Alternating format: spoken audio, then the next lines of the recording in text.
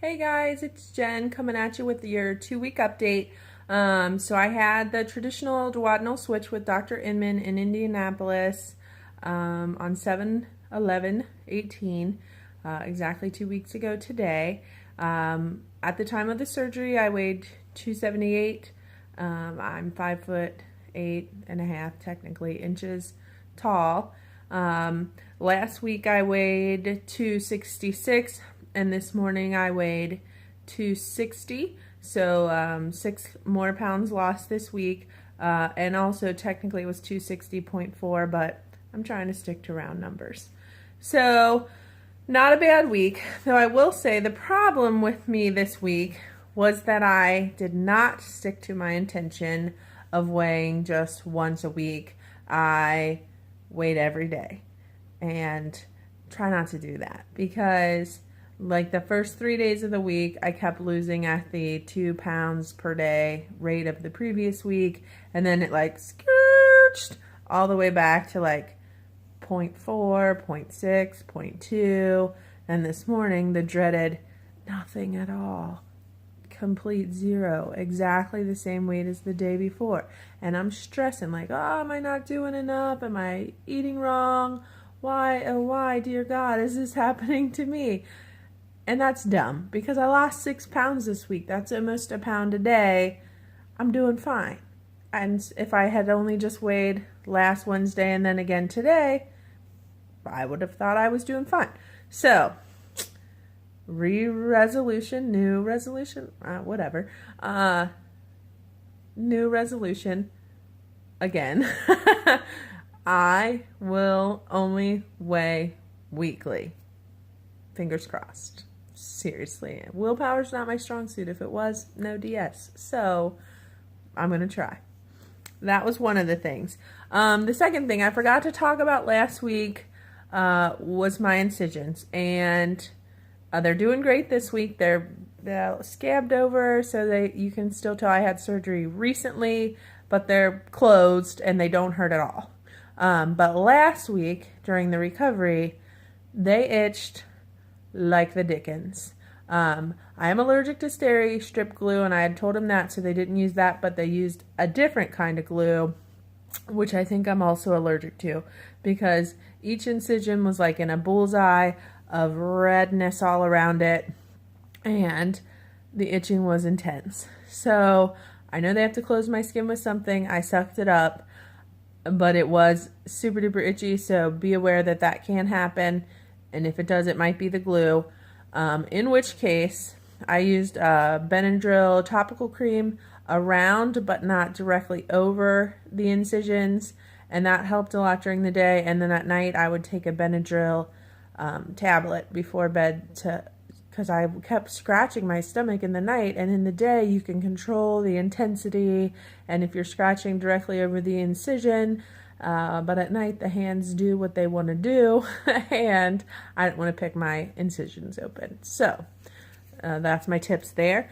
The thing that has been the most, I don't know, mind-blowing to me this week, which it shouldn't be at this point, I guess, 2 weeks out, the still complete normalcy of how I feel. Like, I mean, I don't eat very many carbs, and when I do, issue, and we'll get to that. But when I eat according to the plan, I feel as normal as I did before surgery. Even better, really, because I have more energy. I actually have less gas. I don't know why I had tons of gas before surgery. It's embarrassing, but there it is. And like normal amount of bathroom visits, I feel like. And I just was like so braced for this horror. Like I had asked on a Facebook group, because I'm going to Disney with my family in September for my husband's 40th birthday and my daughter's 5th birthday. And I was like, should I delay the surgery? Because it'll only be 8 weeks out. Will I be okay? And people were like, don't do it. There's no way you can go to Disney after only 8 weeks. Delay, or cancel the trip and do the surgery first because that's more important. is what a lot of people said.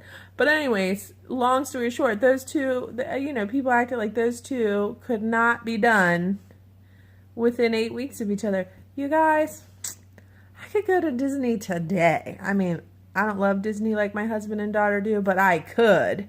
I've been to Kings Island, our local amusement park, a couple times. I walk 2 to 3 miles a day, pretty much every single day.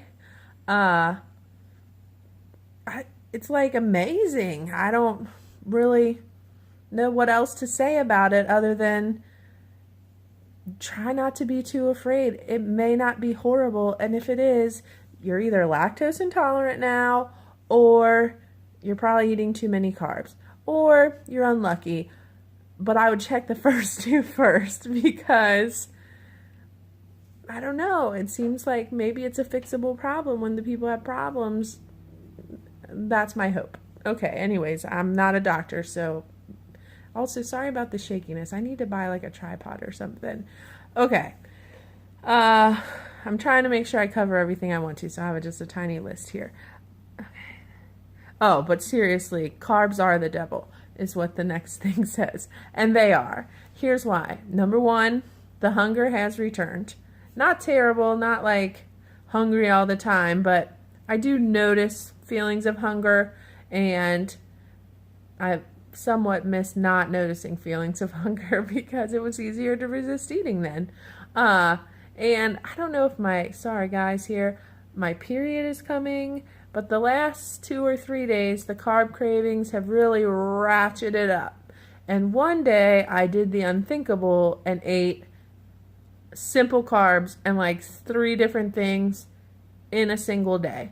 So my husband left out a box of Cheez-Its, and I ate about 10 Cheez-Its. And then there was a Reese cup buried in my fridge from when my mom visited last week, and I had that too.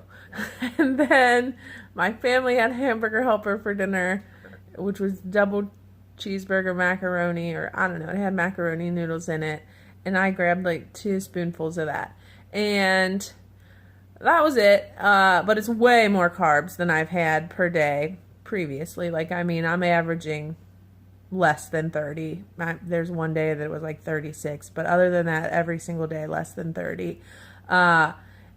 So to my body, that was like, red alert, what do we do? I don't know. And it still wasn't terrible. Like, I didn't get diarrhea from that, but like 2 hours later, the toots were flying in fast, and I could have probably like floated a hot air balloon a state away with the sheer volume of the gas.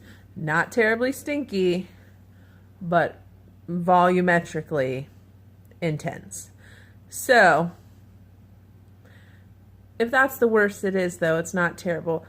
Part of me thinks it was the devil on my shoulder that made me do it, because as I mentioned, we have the Disney trip coming up, and I have been wondering to myself, like, oh, well, if I go a little bit astray or I can't find a great option, like, what's the worst that's going to happen? Maybe I should test it out. Maybe I probably actually shouldn't, but maybe I subconsciously am.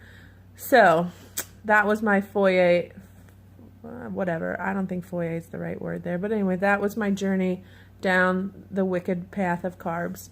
And since then, I've been trying to stay on the straight and narrow.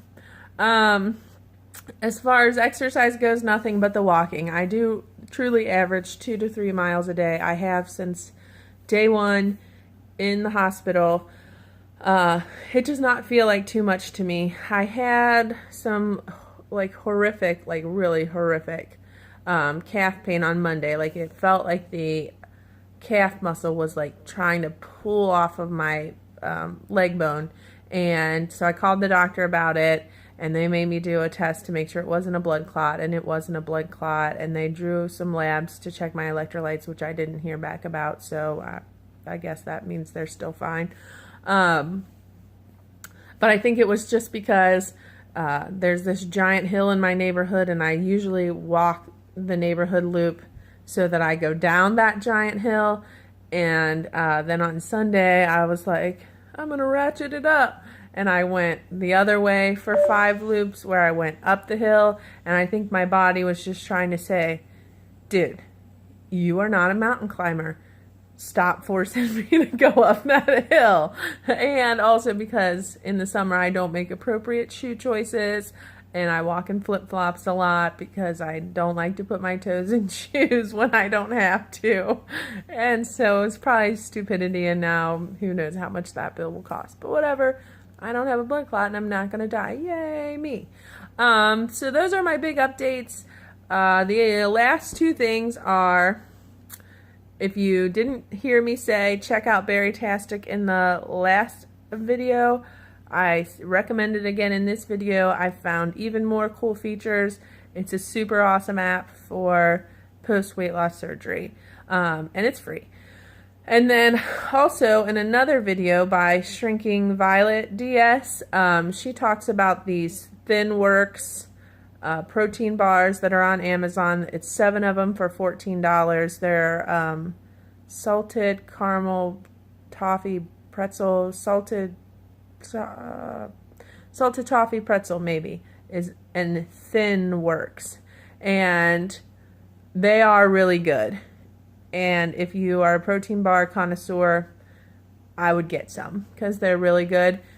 Caveat, if you get some in the first few weeks, don't try to eat a whole one because that is too much. Number one, it made my belly feel a little too full, and despite the fact that it's not super carb loaded, there must be some kind of artificial sugar in it that disagrees with my belly, because within 10 minutes my belly was bubbling, and within 30 minutes I was visiting the bathroom to make a deposit of very soft diarrhea-esque potty contents.